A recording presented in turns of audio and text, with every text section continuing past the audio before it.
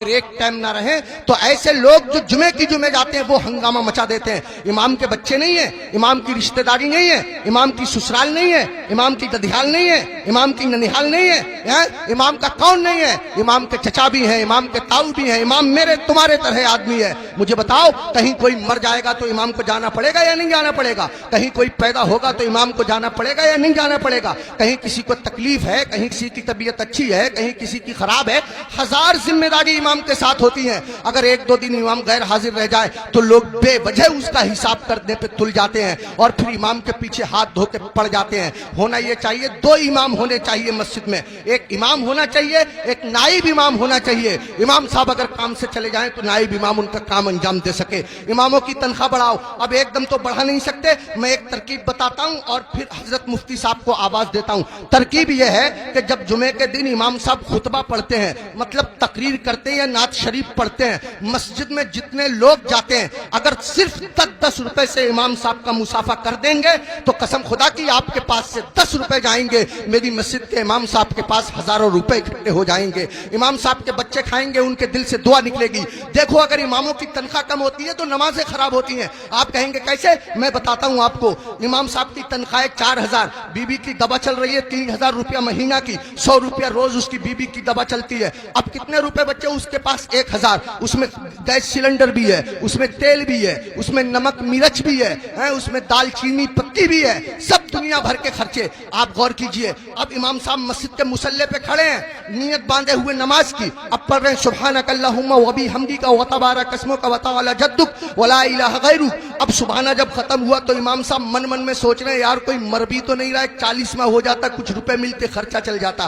یار کسی کی شادی بھی تو نہیں ہو رہی ہے, نکاح پڑھانے کے لیے مل جاتا. امام صاحب کھڑے ہیں مصلی پہ, سوچ رہے ہیں, پڑھ رہے ہیں 40واں, کھڑے ہیں مصلی پہ, پڑھا رہے ہیں نکاح. قسم خدا کی اگر تم لوگوں نے اپنے امام کی تنخواہیں معقول رکھی ہوتی تو تمہارا امام جہاں ہوتا امام کی نیت بھی وہی ہوتی, تمہارا امام جہاں ہوتا امام کا دل بھی وہی ہوتا, تمہارا امام جہاں ہوتا امام کا خیال بھی وہی ہوتا. اماموں کی تنخواہیں بڑھاؤ, ملا کرو, ہر ہفتے معمول بنا لو. جب تم کماتے ہو, ہزاروں کماتے ہو, معمول بنا لو کہ ہر مہینے میں امام صاحب کو غوث اعظم کی طرف سے 11 روپے دوں گا یا 1100 روپے دوں گا یا 500 روپے دوں گا. مہینے میں تم کو تنخواہ ملے 10,000, مہینے میں تم کو تنخواہ ملے 15,000, 8,000, 8,000 میں سے 100 روپے چپکے سے جاؤ امام صاحب سے مسافہ کر کے آ جاؤ. اگر بستی میں 100 گھر ہیں, سب کے سب 100 روپے سے مسافہ کریں گے, حساب جوڑ آپ لینا روپے کتنے ہو جائیں گے, امام صاحب کا کام ہو جائے گا. میں کہنا یہ چاہتا ہوں, اتنا بڑا امام, کبھی تم نے سوچا تم لوگ اپنے بستر پہ سوتے رہتے ہو فجر کی نماز کے وقت, تمہارا امام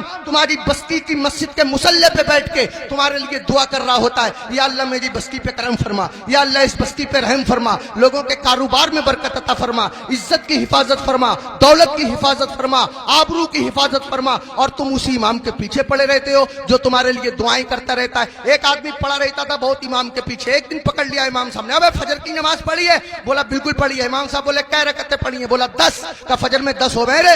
کہہ رہا چلو 15 مان لو. امام صاحب بولے 15 ہوتی ہیں فجر میں. کہہ رہا چلو 20 مان لو. امام صاحب بولے پٹ جائے گا, دماغ خراب مت کر. منہ لٹکایا ہوا گھر گیا, بیوی بولی کیسے منہ لٹکائے پھر رہے ہو؟ کہنے لگا رے امام صاحب نے پکڑ لیا, بولے فجر پڑھی ہے, میں نے پڑھی ہے. انہوں نے رکعتیں پوچھ لی, میں نے 10 بتائیں, 15 بتائیں, 20 بتائیں, 25 تک پہنچ گیا, مگر اتنا ہے کڑے امام ہے وہ بھی مانے ہی نہیں. تو بیوی کہہ رہی ہے تم بھی تو پاگلوں جیسی باتیں کرو, 4 بتا دیتے 4. تو کہہ رہا تو سچ میں ہی پٹوانے والے کام کر رہی ہے. جو امام ضدی امام 25 میں نہ مانا وہ 4 میں کیسے مان جائے گا؟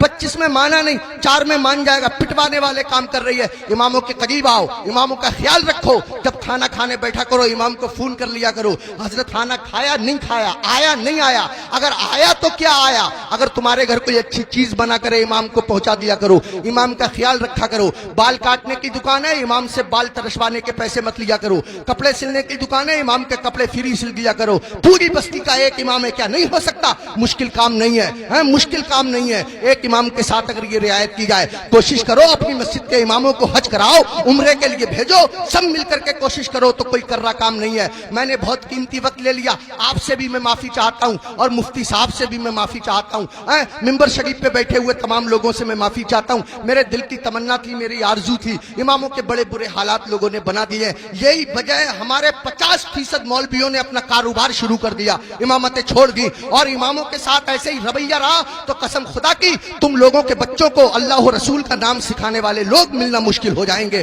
ایسی حالتیں پیدا